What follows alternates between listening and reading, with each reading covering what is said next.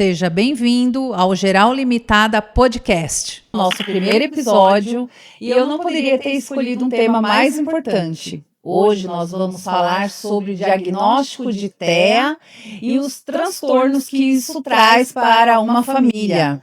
E para falar sobre esse tema, eu trouxe uma convidada, a Giovana Fuentes. Ela é psicóloga e trabalha diariamente com famílias que convivem com esse diagnóstico. Seja bem-vinda, Giovana. Muito obrigada, doutora Érica, pela oportunidade de trazer esse tema tão importante que está super em alta nos últimos meses e até nos últimos anos, né? Sim, agradeço a oportunidade. Seja bem-vinda. Obrigada. Então vamos iniciar, Giovana. Vamos começar falando sobre diagnóstico. Eu quero começar pelo momento que talvez seja o mais difícil para uma família. É aquela consulta em que os pais recebem um diagnóstico. Quando isso acontece, qual costuma ser a primeira reação deles? A primeira reação dos pais que eu recebo no consultório, na clínica, né, é justamente medo. Acredito que essa é a maior reação que eu recebo. O medo do futuro, a insegurança. Tá. Esse medo é medo do quê, Giovana? É um medo, eu acredito, do desconhecido. Pouco se conhece, né, sobre tudo. A gente tem muitas informações e tudo mais, mas é um medo do, será que meu filho vai ser limitado por isso? Será que isso vai impedir? E por aí vai. Você percebe, alguns pais apresentam algum sentimento de culpa? Percebo sim. Eu percebo isso principalmente das mães. Os pais, nem tanto, mas as mães eu percebo muito isso, esse sentimento de culpa. E aí existe todo um trabalho de acolhimento com essa família que recebeu o laudo, né? Para que a gente consiga minimizar esses danos. Certo. E que ela entenda que a culpa não é dela. Tá. Quando há terapia para as crianças, há terapia também para os pais ou não? Infelizmente, não em todos os casos. Isso seria um cenário ideal, sabe, doutora Érica? Que todos os pais passassem por terapia, mas isso não é a realidade. Tem casos que sim, os pais passam pelo processo terapêutico, né? Mas não é a maioria. Se eu falar pra você que, sei lá, talvez 20% dos meus pacientes, os pais fazem terapia, é muito. Os pais, como que eles encaram essa insegurança sobre o futuro dos seus filhos? Eles apresentam algum tipo de insegurança quando eles recebem esse diagnóstico? Sim, principalmente sobre as questões de capacidades da criança. Então, por exemplo, será que meu filho vai ser capaz um dia de pegar um ônibus? Será que meu filho vai ser capaz de arrumar um trabalho? E é muito importante frisar que o diagnóstico, ele não define a história de uma pessoa, né? Ele vai ser algo que a gente precisa desenvolver e trabalhar, mas ele não vai definir a história daquela pessoa. Entendi. Se uma mãe estivesse assistindo hoje esse episódio, o que você diria para ela? Eu diria para ela ter calma. Eu acho que isso seria crucial para todos os responsáveis, porque às vezes eles vêm com uma ansiedade. Eu não os culpo por isso, porque é uma coisa que a gente não tem esse controle, é algo grande e tudo mais, mas eu acho que ter calma é o essencial, porque a gente vai resolvendo de pouquinho em pouquinho, um passo de cada vez, e um dia de cada vez. É importante a gente sempre lembrar disso. Como tudo na vida, o tratamento para o TEA, para o TDAH ou qualquer outro transtorno do neurodesenvolvimento vai ser um passo de cada vez, e um dia de cada vez. Certo. O diagnóstico muda quem aquela criança é? Não acho que muda a criança, mas eu acho que muda a visão que o mundo tem sobre aquela criança. E isso vai limitar ou expandir aquela criança. Porque a gente vai ser sempre fruto do meio que a gente vive, né? Então, colocar uma criança onde ela é vista como uma criança menos por ser autista, ela talvez assuma essa personalidade, entendeu? Então, eu acredito que diz respeito muito mais sobre o olhar que essa criança recebe do que o que ela realmente é. O diagnóstico muda aquela criança? Eu acredito que não, doutora Érica. Eu acho que o diagnóstico em si não muda a criança, mas vai mudar a visão do mundo para essa criança. Então, as pessoas vão, depender do contexto, vão tratá-la diferente. E é isso, o comportamento dos outros, que acaba limitando ou expandindo aquela criança. Eu acredito veementemente nisso, e não necessariamente que isso vai mudar a criança, porque o diagnóstico não vai definir aquela criança.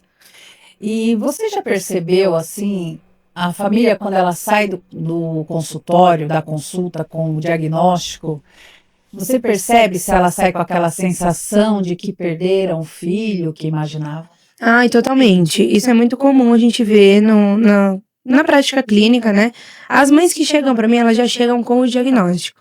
E por muitas vezes a gente tem que desenvolver ali um luto mesmo, um processo de luto, porque foi um filho idealizado, que seria de uma maneira, só que ele é de outra maneira, e não necessariamente ruim, Sim. mas é uma outra criança do que foi esperado.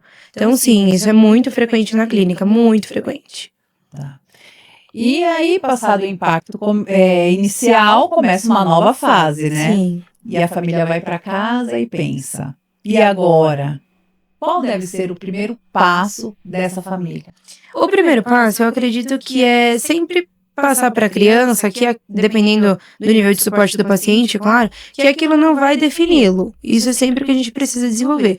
E, obviamente, o quanto antes o início das terapias. Porque é na terapia que aquela criança vai desenvolver as lacunas que ficaram para trás, entendeu? Então, o quanto antes iniciar a terapia, as terapias. Quando a gente fala em terapia, a gente está falando mais para quem tem um plano de saúde, Sim, né? sim, exatamente. Porque eu acredito que na rede pública deve ser muito mais complicada essa questão das terapias, não é? Eu recebo pessoas que estão no plano, né, de saúde, então eu vejo que são mães que muitas vezes tentaram na rede pública, teve uma demora muito grande, a criança sem terapia é muito complicado quando a criança fica sem terapia, né? Sim. E aí acaba indo para os convênios ou clínicas particulares em geral. Então, sim. Existe algo que os pais não devem fazer após terem o diagnóstico? Sim, eu acredito que sim. Acredito que os pais não devem mudar o comportamento com aquela criança. Porque o que eu vejo na prática clínica é muito isso às vezes, né? A criança, ela é autista, então a gente tem que tomar todos os cuidados. Ai, a criança é TDAH e aí ela não pode ter frustrações. Mas não, a criança continua sendo criança. Ela vai ter uma condição, que é o transtorno, né, do neurodesenvolvimento, mas ela continua sendo criança, ela continua precisando de limites, ela continua precisando se frustrar, porque uma hora ela vai virar um adolescente, um adulto, Sim. né? E no mundo a gente não tem tudo que a gente quer. Então, sim. Hoje em dia, com a internet aí, é uma enxurrada de informação. Sim. Que até a gente, né, tende a se autodiagnosticar com isso ou com aquilo, porque muita gente dando opinião. E também muita desinformação, né? Como que os pais podem separar o que é informação séria de uma informação perigosa? Você tocou num ponto muito importante, doutora Érica, é justamente isso, essa enxurrada de informações que a gente tem hoje, que às vezes acabam atrapalhando. Claro, a informação ela é importante, mas é sempre muito bom, com qualquer dúvida, não buscar na internet, mas sim tirar a dúvida com um profissional especializado, né?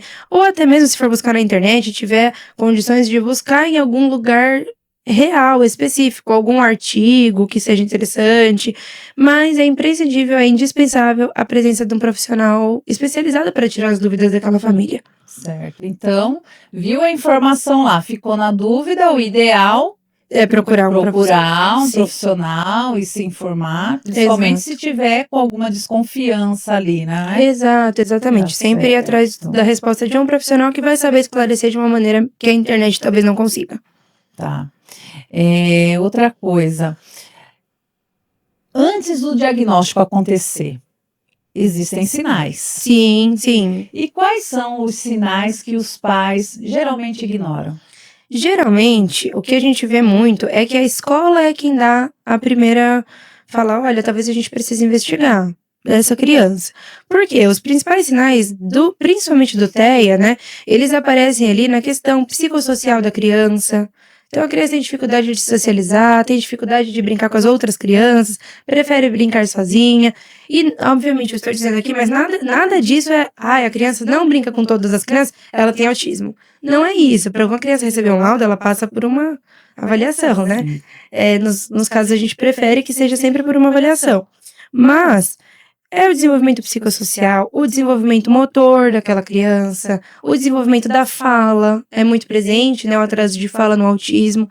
E o TDAH também não é diferente. Às vezes é uma criança que ela tá um pouco fora do esperado para aquela faixa de idade e ela não tem atenção para fazer alguma coisa, é muito hiperativa ou coisas assim. E aí nesses momentos assim que precisa dar uma olhada com um pouquinho mais de cuidado. Você já percebeu aí na sua rotina diária a resistência dos pais em aceitar alguma posição da escola com relação a isso?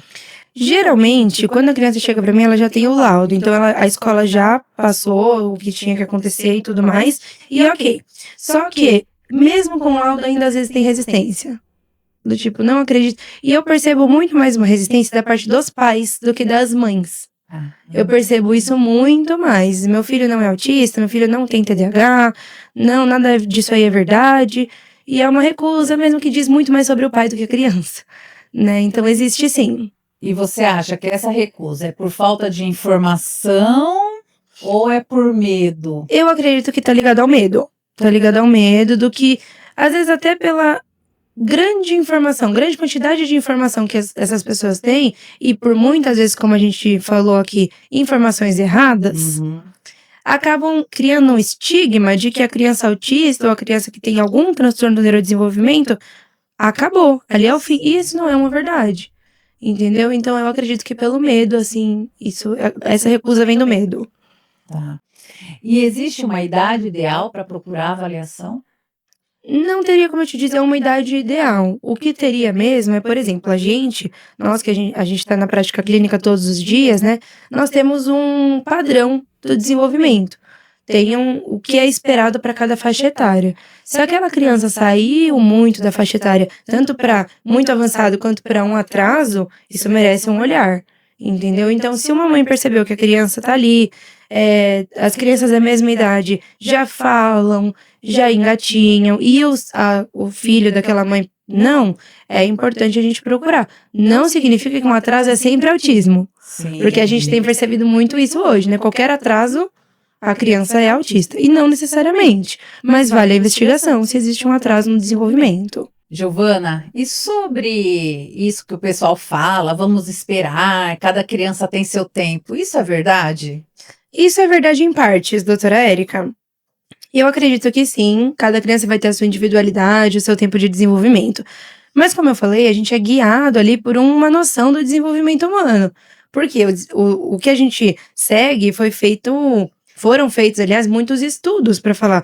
A maioria das pessoas falam com essa idade, andam com essa idade. Então a gente é guiado por isso. Uma criança aí um pouquinho a mais, um pouquinho a menos, tá tudo bem. Mas se fugiu muito dessa faixa do desenvolvimento, alguma coisa pode não estar correta, entendeu? Então pode ter o tempo dela de desenvolvimento e tá tudo bem. Mas se foge muito, a gente precisa investigar o quanto antes. Nós temos pais ansiosos. Sim, é o que mais temos.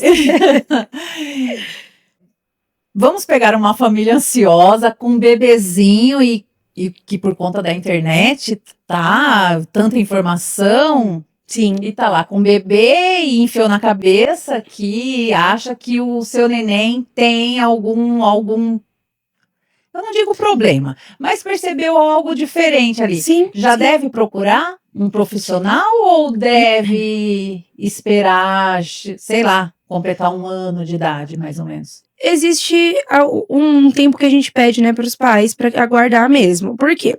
Quando uma criança existe alguma dificuldade, alguma lacuna no desenvolvimento, vou te falar o cenário ideal, tá bom? O cenário ideal onde ela vai até um médico e o médico solicita avaliação neuropsicológica. Solicitando a avaliação neuropsicológica, aí entra um neuropsicólogo para fazer esses testes com a criança. E muitos dos testes, eles têm a idade para começar, né? Eu não vou saber te dizer com precisão qual é a idade ideal, mas muitos desses testes eles precisam de uma idade. Então, ali 2 anos, 3 anos, às vezes, para poder aplicar o teste para a criança responder e ver se de fato ela está fora do desenvolvimento humano. Entendeu? Então, é muito por aí, é orientação mesmo. Então, teste bebezinho com meses, então não tem ainda. Não, porque esses testes da neuropsicologia, eles vão medir a parte cognitiva, vão fazer um mapeamento cognitivo. E bebezinho ainda a gente não tem como medir, por exemplo, memória, atenção. Isso a gente não consegue fazer numa criança de meses. Então, para esses pais que acham que quanto mais cedo a intervenção, mais as chances de desenvolvimento aumentam. Ela é real, ela é real. Ela é real? Se a gente começar a pensar assim, talvez com uns 2 aninhos, é o mais cedo que a gente consegue, entendeu? Acho que seria interessante a gente pensar no mais cedo possível, não o mais cedo, assim, com 3 meses a criança já tem alguma dificuldade, já vamos levar. Vai ser uma questão. O médico, por muitas vezes, ele pode dar o laudo sem avaliação neuropsicológica. E isso é uma questão, entendeu? E por isso eu te disse, um cenário ideal é onde o médico solicita a avaliação e depois dá o laudo, né? Mas nem sempre isso acontece na vida real. Mas por que tem médicos que dão laudo sem esses testes, sem essas avaliações? Eu não vou saber te responder essa pergunta, porque depende muito do médico. Sim. Eu acredito que é muito importante a avaliação neuropsicológica no processo de qualquer transtorno, no diagnóstico de qualquer transtorno. Porque ali a gente consegue embasar, né? Por que essa criança é autista? Poxa, porque isso e isso. Isso deu fora do esperado. Tá aqui um teste que prova o que eu tô falando. Sim. Entendeu? E aí muitos médicos, eles não optam por fazer avaliação neuro. Eles já laudam com o que a mãe fala mesmo e tá tudo bem. Entendeu? Isso é uma questão, muitas vezes. Tá, agora nós vamos entrar na questão das terapias. Importante esse assunto. É uma das palavras que os pais, aliás, mais escutam, né? Após o diagnóstico é a terapia. Sim. Eles entendem a importância das terapias? Não vou generalizar e dizer que não. Mas eu tenho pais na minha prática clínica hoje que entendem e sabem dessa importância. E outros pais que, tudo bem, vamos faltar na terapia, tá tudo bem. E a frequência da terapia é uma coisa muito importante, né? Principalmente para as crianças. Alguns vão entender mais essa importância do que outros, eu sinto isso. Qual que é o papel das terapias no desenvolvimento das crianças? O papel dessas terapias é desenvolver habilidades que ficaram na lacuna do desenvolvimento.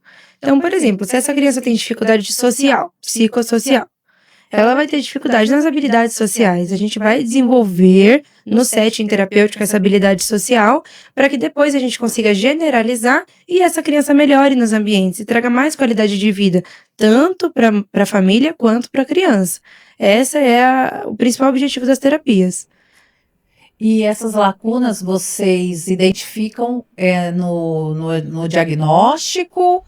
Como que é feito isso? Vai muito da observação clínica, principalmente. A gente coleta alguns dados, né, em anamnese com os responsáveis. Sim. Porque ali a mãe vai trazer toda a percepção dela, a mãe, a família, toda a percepção dela sobre a criança. E por muitas vezes a gente aplica testes também na nossa prática clínica. E são testes que não têm como objetivo, por exemplo, como alguns que a gente tem na neuropsicologia, que é medir memória. Avaliar a atenção, não é isso. A gente aplica alguns testes que eles são para ver quais são a lacuna no desenvolvimento, qual é a lacuna do desenvolvimento que aquela criança apresenta. E a partir daí a gente gera um plano, que a gente chama, né, um plano de intervenção, para desenvolver essas lacunas, entendeu? Tá. Aí junta anamnese, prática clínica, observação e esse teste. E o que acontece quando o tratamento é interrompido? Poxa, a gente tem prejuízos bem grandes quando o tratamento é interrompido, doutora Érica. Por quê? O paciente, principalmente criança, na prática clínica do psicólogo, a gente é dependente de uma coisa que se chama vínculo terapêutico. E com a criança, isso é uma coisa crucial. Com o adulto também, mas como a minha prática é com crianças, eu falo com mais segurança nesse assunto. Nenhuma criança vai confiar em você se ela não te conhecer. Então, você precisa cativar aquela criança, você precisa trazer aquele paciente para você antes de começar o desenvolvimento de habilidades. Uhum. Se essa criança está acostumada a passar com uma equipe multidisciplinar há muito tempo e esse tratamento é interrompido para começar com uma outra equipe, vai precisar, não que vai ser uma coisa impossível, a criança vai evoluir, mas a gente vai precisar dar um passo para trás. Um atraso, né? Um passo para trás, fazer o vínculo novamente com aquela nova equipe, para que depois a criança comece a evoluir de novo, entendeu? Então tem seus malefícios aí. O que você percebe na sua prática clínica? A interrupção é causada pelos pais ou causada pelo plano de saúde que muda de equipe? Depende muito. Depende muito da família, das condições financeiras daquela família, vai depender. Certo. Vai depender. Vamos lá. Você já viu crianças perderem oportunidades de desenvolvimento porque não conseguiram acesso rápido às terapias? Sim, infelizmente sim. Até mesmo por conta da questão que a gente falou da saúde pública, né? Que às vezes é uma família que não tem condições de pagar um plano. Não tem condições. Então, depende da saúde pública. E isso às vezes demora meses ou até anos para que essa criança inicie as terapias. E cada ano que passa, a gente acaba tendo uma perda. Porque quanto mais novo a gente é, mais possível de aprendizado no cérebro é. Digamos assim, a gente tem uma coisa que se chama neuroplasticidade. A neuroplasticidade, ela é. Cada ano que passa, a gente perde um pouquinho dela. Então, quanto antes a gente começa a ensinar as crianças as habilidades que elas precisam ter, melhor é a adesão no aprendizado daquela criança. E o papel da escola? Como que tem sido? As escolas, elas ajudam ou atrapalham nesse processo? Depende também. Eu vou te responder muitas coisas com depende. O psicólogo adora essa palavra. Depende. Eu tenho casos em que a escola é muito parceira, a escola tem um processo de adaptação do material muito bom, a criança tem uma auxiliar do desenvolvimento infantil junto. Então, assim, tem escolas que são bem parceiras. Tem outras que já não reconhecem tanto essa importância no tratamento da criança. E isso é um problema. Porque eu sempre costumo dizer que nós, terapeutas, psicólogos, enfim, fisioterapeutas e psicopedagogos, geral, assim, nós trabalhamos num triângulo. Vai ser sempre casa, terapia e escola. Entendeu? Então, é o mundo ideal quando a gente consegue juntar esses três. Aí é o que a gente mais gosta, a criança mais evolui nesse cenário. Mas nem sempre a gente tem esse retorno da escola tão positivo. Depende muito. Você estava falando do SUS, que demora com as terapias. Sim. Se tivesse uma equipe multidisciplinar em cada escola, seria o cenário ideal. Não é? Exato, seria o cenário ideal. Mas eu acho que isso é uma realidade muito distante. Se a gente conseguisse, talvez, uma auxiliar do desenvolvimento infantil para cada criança que a gente precisa de verdade, sem precisar lutar tanto por isso, a gente já estaria com um passo muito grande. Olha só. Sim, porque é uma luta muito grande quando a criança precisa dessa auxiliar. Ai, doutora Érica, até eu nem sei te dizer sobre essas questões do direito, né? Do direito, como isso interfere. Mas as mães entram, de fato, com advogados e tudo mais, porque é um direito da criança, até onde eu sei. Sim. Mas nem sempre esse direito ele é cumprido dentro das escolas. Tá. Agora eu vou entrar nessa questão dos direitos. Então, Giovana, aqui no escritório vem muitas famílias em busca de benefícios do INSS para os seus filhos, né? E o que eu percebo? Muitas desconhecem os direitos que têm, porque não são só os benefícios do INSS, como BCP LOAS, desconto em imposto de renda, são vários outros. Você também percebe isso na sua prática clínica? Totalmente. A falta de informação sobre o que eles podem, né, em questão dos direitos deles, é muito frequente. A falta de informação é bem frequente. Quais são as dúvidas que aparecem com mais frequência lá? As dúvidas mais frequentes que aparecem no contexto clínico são em relação à parte financeira, sem dúvidas. E também sobre essas questões de auxiliar na escola e tudo mais, como é que isso funciona. E aí, quando eu digo assim, é mais para escolas públicas, né? Escolas particulares, por muitas vezes os pais contratam uma pessoa por fora para ir com a criança, né, até a escola. Mas eles têm essas grandes dificuldades. Se eu pudesse definir, seria isso. Direitos na escola e a questão financeira. Isso é o que mais aparece para mim. E a gente falando sobre informação na internet, mas a gente não vê informação sobre isso, não é? Vê pouca informação. E às vezes quando vê, é aquilo, às vezes nem sempre é verdadeiro. Então é muito importante também a presença de uma advogada. E, na sua opinião, a falta de informação acaba atrasando o tratamento e prejudicando o desenvolvimento da criança? Sim, eu acredito que não a falta de informação, mas talvez a falta de orientação. Porque, às vezes, assim, informação eles têm muita. O que não falta é informação, mas orientação do que seguir. Qual informação é verdadeira? Qual informação eu preciso seguir? Isso é o que mais acaba atrapalhando no desenvolvimento daquele tratamento. Você acha que se os pais tivessem, se eles soubessem os direitos que eles têm como pais de crianças com autismo, com TDAH, o tratamento seria mais eficaz? Sim, com certeza, com certeza. Alguns pais, eles até sabem, só que aí a gente entra numa questão que é, às vezes eles sabem do direito que eles têm, mas demora muito para acontecer na prática. Então isso acaba também atrapalhando, mas eu acho que se fosse uma coisa um pouco mais rápida, o desenvolvimento daquela criança, sim, seria afetado positivamente, digamos assim.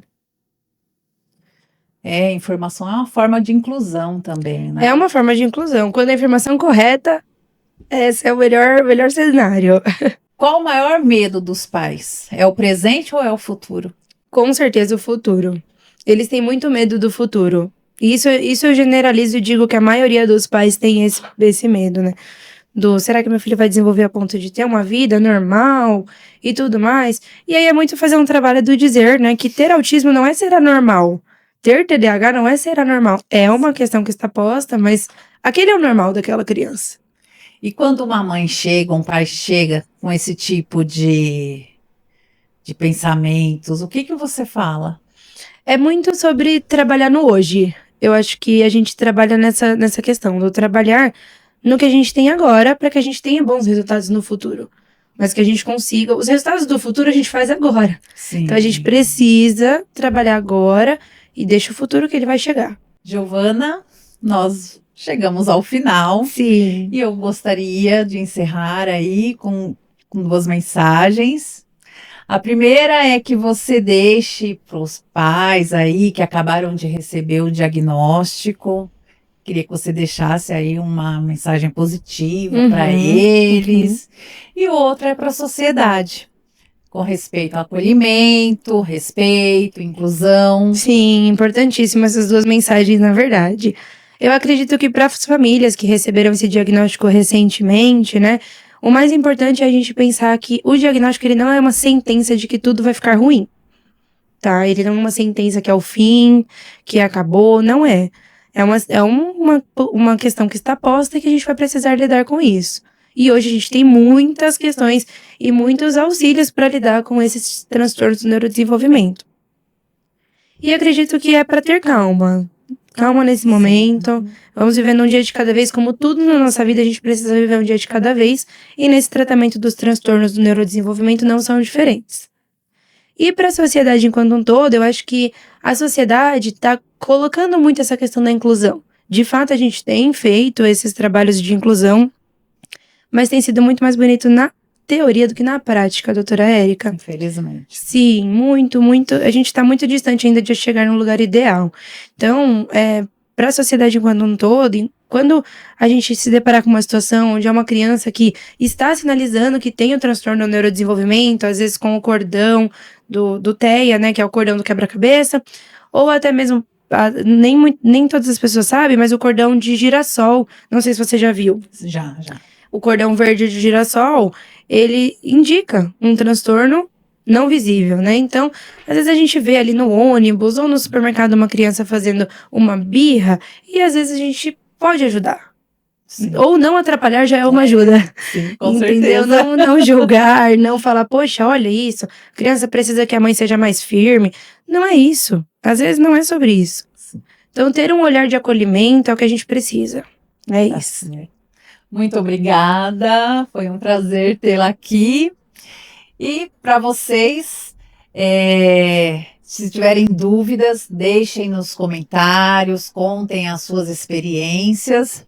E se foi interessante, se fez sentido para vocês, deixem um like e compartilhem com quem precisa ouvir essas informações. Até breve e até o próximo episódio. Muito obrigada pela oportunidade. Tchau, tchau. Tchau. Se você gostou desse episódio e quer conhecer mais sobre o meu trabalho, me acompanhe nas redes sociais. O Instagram é esse aqui. Lá eu compartilho conteúdo sobre saúde mental, desenvolvimento infantil, entre outros assuntos. E se quiser entrar em contato, é só acessar o link da bio. Até a próxima!